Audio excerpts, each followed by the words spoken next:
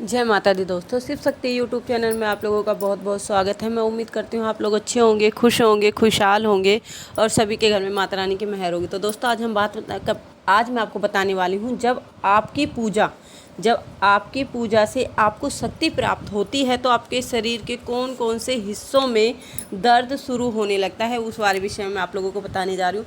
सबसे पहली बात, आज की जो टाइम है उसमें सब कोई चाहते हैं कि उन पर भगवान की, उनके इष्ट देव की कृपा उन्हें प्राप्त हो, मगर इष्ट देव, जो भी उनके इष्ट देव है, या माता काली हो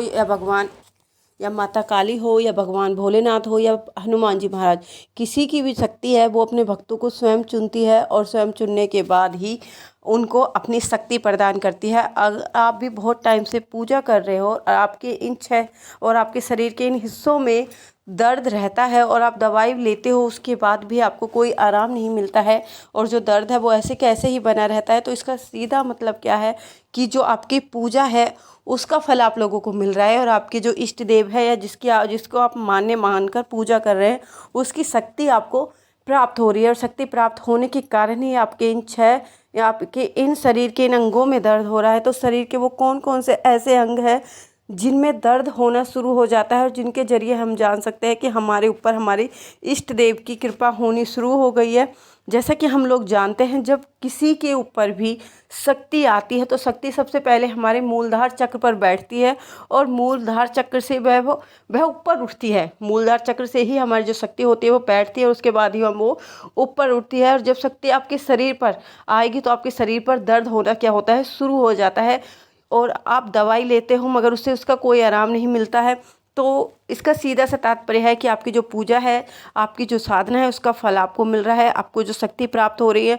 अगर शक्ति प्राप्त हो रही है तो आपको अपना जो पूजा का टाइम है, साधना का टाइम है, उसे थोड़ा सा और बढ़ाना चाहिए, थोड़ा सा और अपने आप को इष्ट देव को समर्पित करना चाहिए। अगर आप इष्ट देव की पूजा अर्चना पहले आप 11 माला कर रहे थे या 7 माला कर रहे थे, अब आपको 11 शुरू कर देनी चाहिए।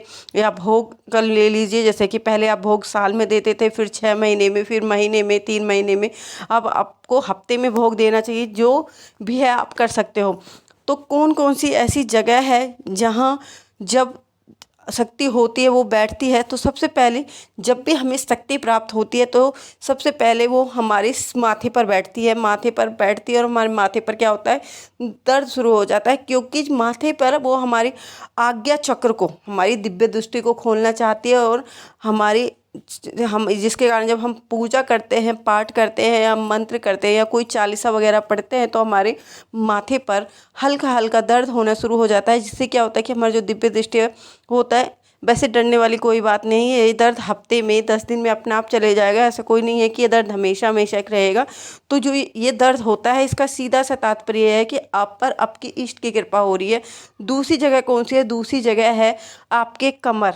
जब कोई भी शक्ति, वो कहाँ आती है? आपके मूलधार। मूलधार कहाँ होता है? नाभि से नीचे होता है, नाभि से नीचे होता है। और जब नाभि से नीचे होता है तो वो ऊपर की तरफ चलता है। पहले आपको कुंडली को जागृत करेगा और जागृत करने के बाद वो ऊपर की तरफ जो शक्ति होती है वो ऊपर की तरफ चलती है। और आपको ऐसा लगता है कि जैसे कि आपके कमर पर कोई सांप रेंग रहा हो। आपके उठने पर, बैठने पर आपको दर्द होता है, दर्द सा लगता है, लेटते हो तो भी, उठते हो तो भी। तो सब ये किसके कारण होता है कि जो शक्ति होती है वो आप लोगों को प्राप्त हो रही है, जिसके कारण आपको ये दर्द फील हो रहा है, आप लोगों को एहसास हो रहा है। तो इस कारण भी आपके साथ ये सब कुछ होता है। और तीसरी जगह होती है हमारी आँखें। मतलब कि जब हम पूजा पाठ करते हैं या हम मंत्र करते हैं या हम साधना करते हैं या हम कोई भी क्रिया करते हैं पूजा से रिलेटिव, जो हमारी आँखें होती है वो हमें सूक्ष्म चीज़ें हमें दिखाई देने लगती है। सूक्ष्म चीज़ें मतलब आँखें खोल कर भी और आँखें बंद करने के बाद भी हमें सूक्ष्म चीज़ें हमें हमारी आँखों से सूक्ष्म चीज़ें दिखाई देने लगती हैं। जैसे हमें प्रेत, कोई रोग संकट या कोई भूत प्रेत हमें अपनी नंगी आंखों से दिखाई देता है। सूक्ष्म चीज़ें हमें दिखाई देने लगती है। जैसे कि किसी के शीश पर कोई चीज़ें है तो हम अपनी आंखों से उन्हें साफ साफ हमें वो दिखाई देते हैं। ये सब किसके कारण होता है? ये सब हमें जब हमारे ऊपर किसी इष्ट की कृपा हो जाती है, शक्ति प्राप्त हो जाती है, जिसके कारण हमें ये सब चीज़ें दिखाई देती हैं। तो आप लोगों को भी जागरूक हो जाना चाहिए कि आपके ऊपर आपके इष्ट देव की शक्ति आप लोगों को प्राप्त हो चुकी है। और चौथा कौन सा स्थान है? चौथा स्थान है हमारा कान। हमें कानों में सूक्ष्म चीज़ों की आवाज़ भी हमें सुनाई देने लगती है। ये आवाज़ें सिर्फ उन व्यक्तियों को सुनाई देती है जिनके ऊपर भगवान की कृपा होती है, भगवान की शक्ति उन्हें मिलती है, उन्हीं लोगों को ये चीज़ें सुनाई देती है। हर किसी व्यक्ति को नहीं सुनाई देती। भगवान कुछ विशेषों को ही ये अवसर देता है। जैसे कि आप रात में सो रहे हो, आपके किसी ये आवाज़ें सिर्फ आपको आएंगी, आपके पूरी फैमिली मेम्बर को नहीं आएंगी। जैसे आप रात में सो रहे हो, आपको छन छन की आवाज़ें आना, पायल की आवाज़ें आना, या किसी के गिरने की आवाज़ आना, किसी के चीखने की आवाज़ें आना, ये सारे संकेत होते हैं जो सिर्फ आपको ही सुनाई देते हैं। और सूक्ष्म से सूक्ष्म ध्वनि भी आप लोगों को आसानी से सुनाई देने लगती है।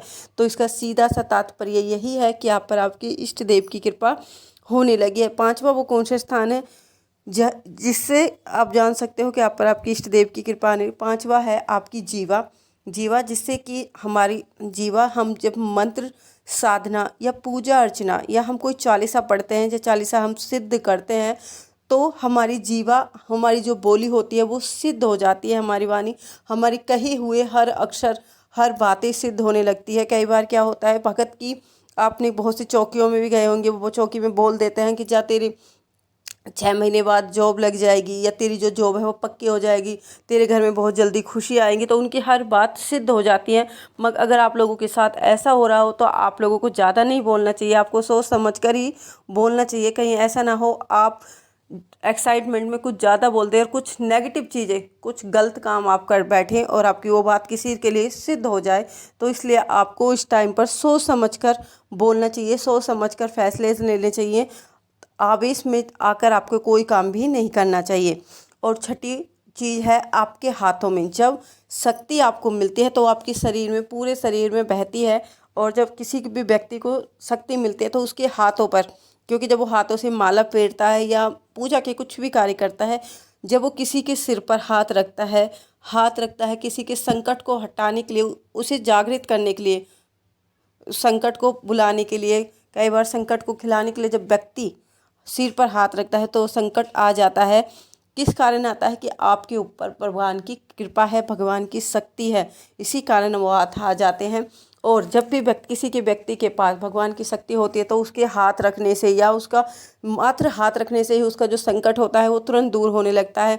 तो इससे आपको सीधा सा समझ लेना चाहिए। अगर वो व्यक्ति अपने हाथ से किसी को भभूत भी दे देता है उठा के, तो उस व्यक्ति को जो संकट होते हैं उनसे तुरंत आराम मिलने लगता है। और वो बड़े से बड़े, जब आपको ऐसी शक्तियाँ मिलने लगे तो आपको सोच समझ कर काम करना चाहिए। कहीं ऐसा नहीं आपको भी शक्ति मिले और आप बड़े से बड़े प्रेतों को हटाने लगे, आपको घमंड आ जाए कि अब तो मुझे पर शक्ति है, अब तो मैं कुछ भी कर सकता हूँ। ऐसा नहीं करना है। कहीं ऐसा ना हो आप बड़े से बड़े प्रेतों को हटाने के लिए आप कूद जाए और आपको ये नहीं पता कि उनको हटाकर आपको रखना कहाँ है। कहीं ऐसा ना हो वो प्रेत कल आपको ही दिक्कत देने लगे। तो इस समय आपको सोच समझ कर कार्य करने चाहिए।